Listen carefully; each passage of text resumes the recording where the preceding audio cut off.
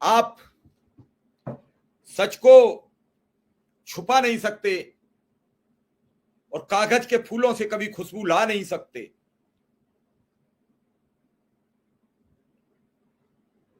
विधायक जी से कल पहुंचने दो, सोमवार को बात करेंगे। अगर हम आज और कल कर भी लेंगे तो वो भी हमें यही जवाब देंगे मैं कि मेरी बात हो जाए, मैं सोमवार को लखनऊ पहुंचूं फिर बताऊंगा।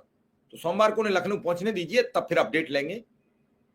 और एक बार मैं कोशिश करता हूं उनसे, अगर मेरी अवैध जी से बात हो जाती है तो अवैध सिंह क्या कह रहे हैं, मैं कोशिश करता हूं। मेरी बात नहीं हो पाई,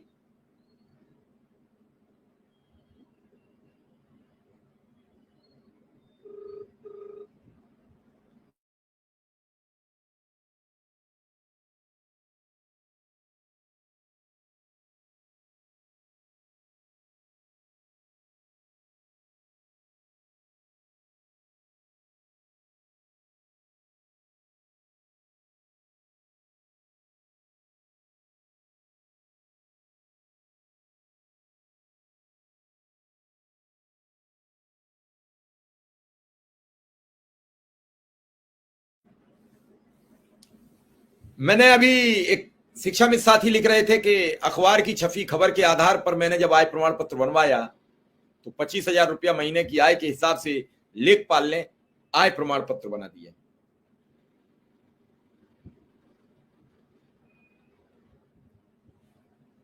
अब आप सोचिए, अब वो इस बात की एप्लीकेशन देखिए, गलत है। प्रधानमंत्री जी की फिर रैली है बनारस में, और ये रैली मुझे लग रहा है कि जीतने के बाद और सत्ता में आने के बाद, तिवारा आने के बाद, ये पहली रैली होगी पूर्वांचल में। प्रधानमंत्री जी इस बड़ी रैली में कई बड़े ऐलान भी कर सकते हैं।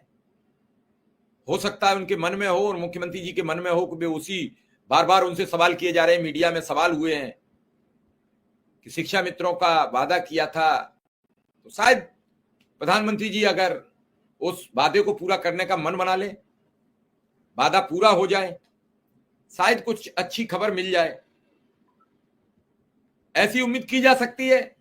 लेकिन उम्मीद तो तभी सही होगी जब पूरी तरीके से उम्मीद पर खरी उतरने की बात हो जाए और घोषणा हो जाए।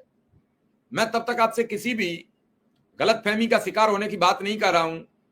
क्या होगा आगे क्या नहीं होगा ये बात कंफर्म नहीं है, लेकिन एक बात तय है कि निश्चित रूप से अगर किसी भी तरीके का लाभ हो, लाभ मिलना चाहिए।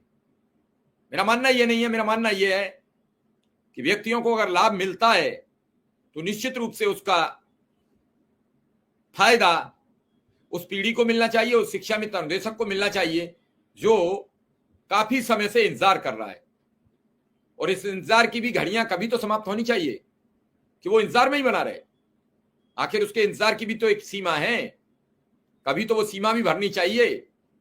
वो यही सोचता रहे कि आज नहीं तो कल आएगा, कल नहीं परसों आएगा, कोई तो आएगा जो हमें अच्छे दिनों की तरफ ले जाएगा।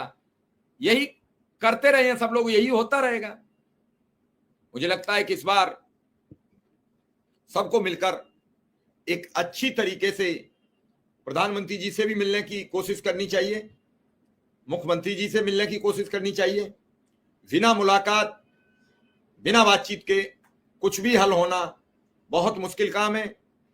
मैं लगातार इस सब पर आपसे बातचीत करता हूं और आपकी बातों को समझता हूं कि कितनी जरूरत है इस समय एक नई जंग की। जंग यानी सरकार ऐलान कर दे, खत्म। और इस तरीके से ये जो घुमाने का खेल चल रहा है यह बहुत घटिया है। घुमाने की अब जरूरत नहीं बची है और ना फिर घुमाया जाना चाहिए। बहुत हुई बातें, अब तो दे दे मोदी जी सौगातें, ईद पर दे रहे हैं तो शिक्षा मित्र और अनुदेशक के से दूरी क्यों? इन्हें भी, ये आप ही के कर्मचारी हैं, आप ही की सरकार के अंग हैं और आप उस अंग को, अपने को समर्थन नहीं कर पा रहे हो, तो यह बड़ी हैरान कर देने वाली बात है। बड़ी विडंबना है कि जो मांग रहा है उसे मिल नहीं रहा और जो मांग नहीं रहा है उसे मिल रहा है। आखिर क्यों? लगातार उदाहरण हैं।